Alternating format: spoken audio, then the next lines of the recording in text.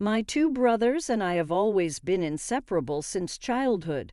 There's John, the eldest, Steve, the youngest, and me, Lucy, the only girl in the family. Now in our 30s, I'm confident that our sibling bond is stronger than most. Our closeness stems from our parents' busy schedules. Both worked tirelessly, leaving us to rely on each other. None of us were angels. We each had our fair share of mischief. Our mother became a frequent visitor to our school, reprimanding us as needed. John, though, was notorious in our hometown for his rebellious streak. Academics were far from his priority. He preferred mischief and adventures over textbooks. Steve and I took a different path, perhaps learning from John's escapades. We managed to steer clear of causing too much concern. Without extra tutoring or intense studying, we effortlessly landed in the top ranks of our class. Maybe we just knew how to navigate the system. Lucy and Steve were excelling in school, eager to see what they would achieve in the future. Maybe they'll take care of me someday, I thought, but being good at studying doesn't guarantee a successful future. I'll be the most successful one among our classmates. Just wait and see, I declared. Usually those who say that are the first to settle down. My money was on Steve. Even if I do succeed, I will take care of you. These debates were a regular part of our conversations. John, the laid-back one, had a kind heart and a solid foundation.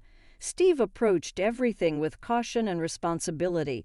And then there was me, forging ahead without dwelling too much on the future. Together, we formed an unbeatable trio. John started at a public high school, but dropped out after 6 months, drifting through life ever since. He never held a steady job, occasionally pitching in at a friend's auto shop or local bars, simply going with the flow.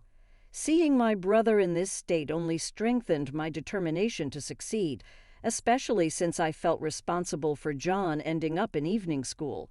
It all started the day I was involved in a serious traffic accident, leaving me with severe injuries. John, deeply concerned for me, rushed me to the hospital. His worry and care for my well-being led him to quit high school. I've carried a sense of guilt about that ever since. If I can achieve success, I believe I can help John find his way again. During that period, my mind was consumed with thoughts of the future and the paths to success, searching for ways to involve John. It had to be something he could easily connect with. As I entered high school, I took on a part-time job to save money. I believed money was crucial no matter the endeavor, and I worked diligently to accumulate as much as possible. "Steve, have you seen John lately? He hasn't been around much." Just as I suspected, that guy. I wonder what he's gotten himself into. I hope he's not causing trouble. Surely with a family waiting for him, he'd hesitate before getting involved in anything risky. Months passed without John returning home. To alleviate our concerns, Steve and I exchanged rumors about John's whereabouts. Then, one day, John returned home as if nothing had happened. "Where have you been? You could have at least let us know. We were all so worried." "I apologize.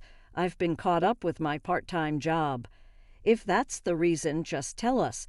Lucy and Steve were worried sick too.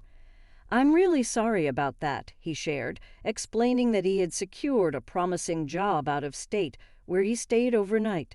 He entrusted me with almost all of his earnings for safekeeping, urging me to combine it with my savings from the part-time job.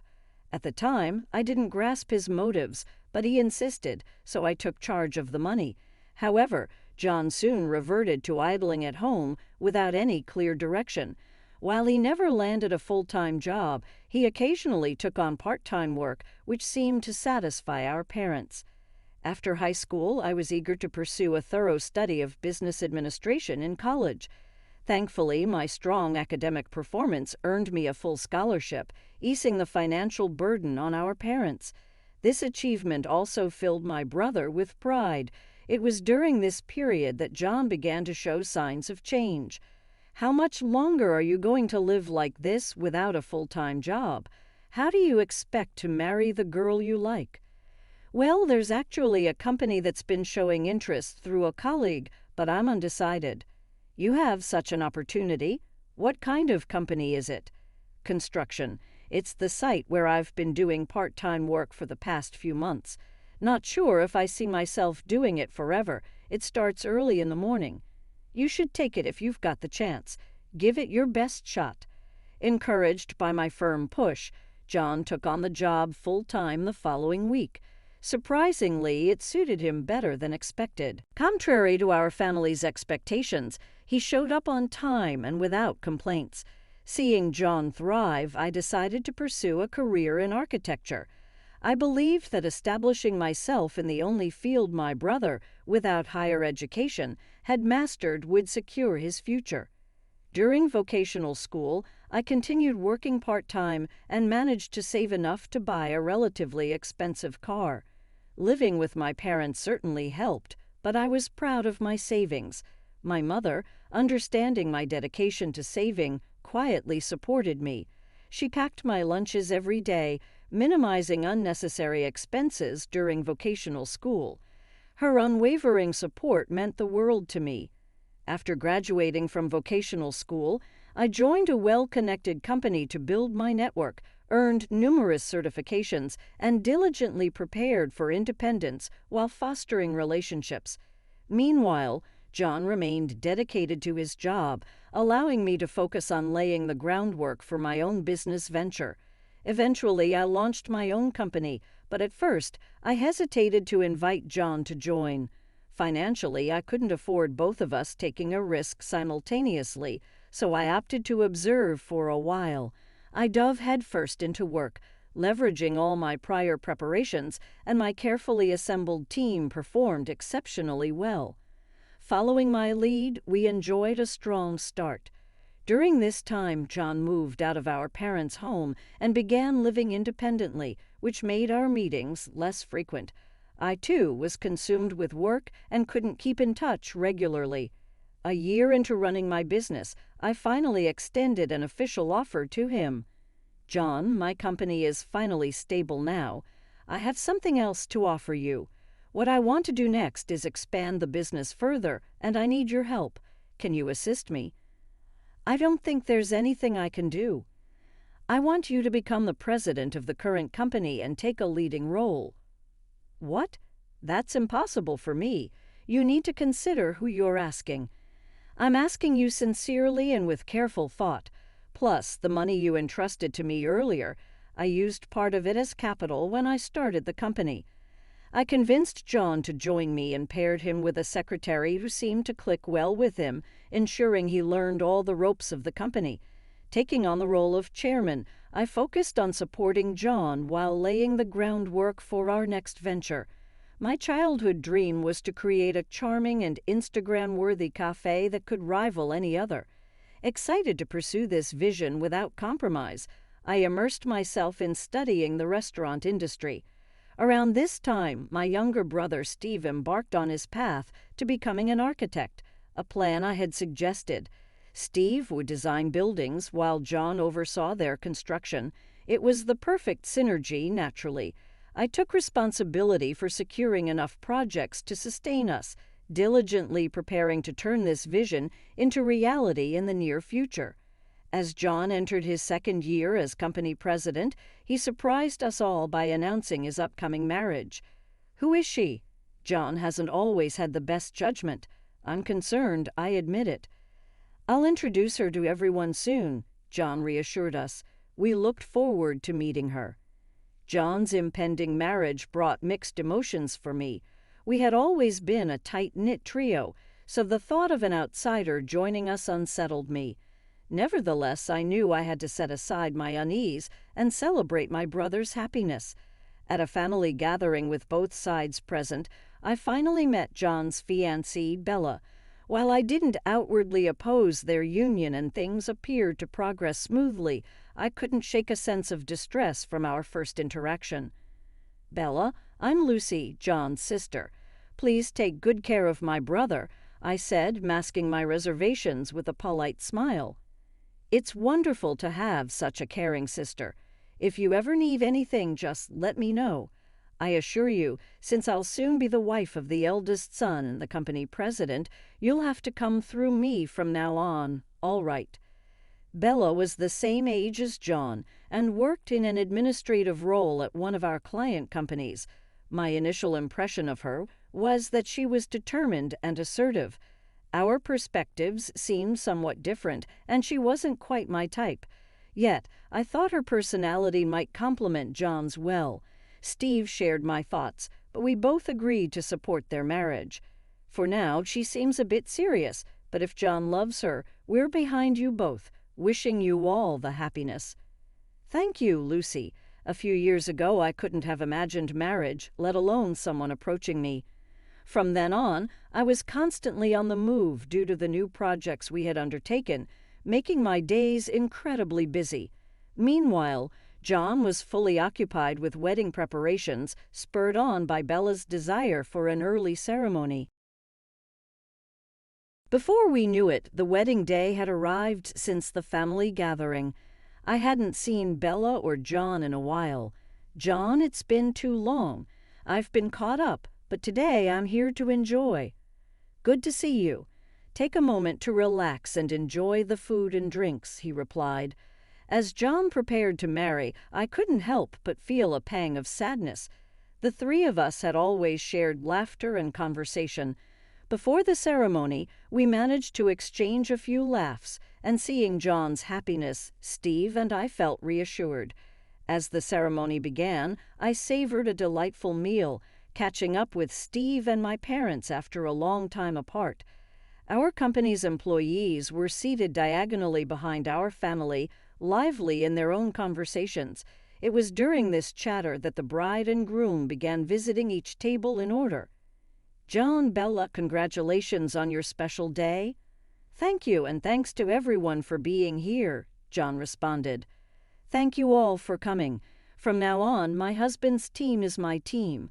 I expect your continued dedication and hard work," Bella added. I couldn't believe my ears. In the midst of the wedding ceremony, what was Bella saying? Unable to hold back, I responded, "Bella, the employees are strictly part of my brother's company, the Archer employees." "Oh, I'm well aware of that, my dear opinionated sister-in-law. You're part of the family now," she said with a mocking tone that cut through the air, momentarily chilling the atmosphere. But then, unexpectedly, laughter erupted from the employees seated nearby. "What? I'm going to be the wife of your CEO. Are you mocking me?" Bella continued. "Bella, please," I tried to calm the situation. "Bella, do you know who our chairman is?" another employee asked. "Huh, chairman? I haven't been introduced to anyone like that. I don't know."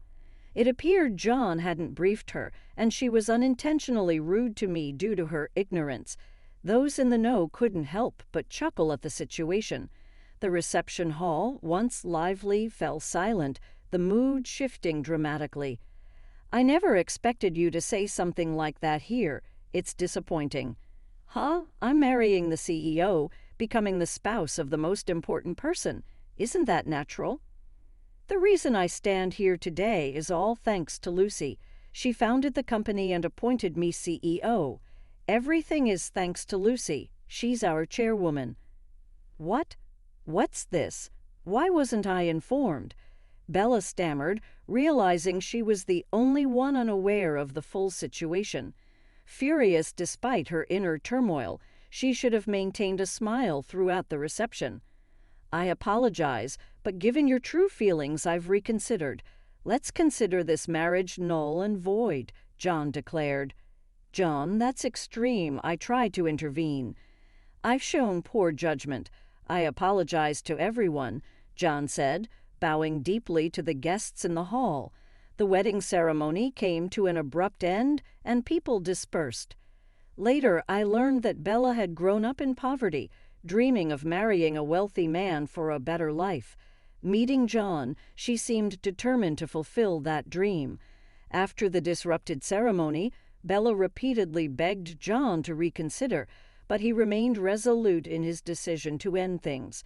During their relationship, Bella had always appeared respectful and reserved around John, so her confrontational behavior towards others surprised him. He confided in me that he found it difficult to trust women and intended to focus solely on his career. His dedication paid off and he excelled at work. Meanwhile, my dream of expanding our shops became a reality, and Steve achieved his goal of joining our company after passing his exams. Despite our professional achievements, all three of us remained single, which was a source of quiet sadness. I remembered our rare gathering together. Do you have anyone in mind to marry, Lucy? I'm really into my work right now. Marriage and kids aren't on my mind yet. Same here. As long as we're happy, that's what counts. I'm not keen on marriage either. How about building a house then? John could move back, and we could all live together. Steve's proposal caught me off guard. Amid our busy lives over the years, we focused on ourselves. But now the idea of following in our parents' footsteps and caring for them seemed fitting. While the company was making progress and taking shape, there was still much to do before we could call it a success. Starting with a home as a base and building our future together sounded like a solid plan.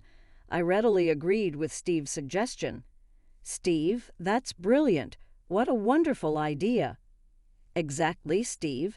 You handle the design, Lucy find us the perfect plot of land, and I'll build us a spectacular house. This was the exact scenario I had always dreamed of, achieving something together with my brothers. We've been a team since childhood, and I'd always hoped we could carry that bond into adulthood. My brothers and I. Right then, I felt fearless about the future. Even if I never marry or find a partner, I have strong allies by my side. With them, I'm confident I can continue pursuing what brings me joy.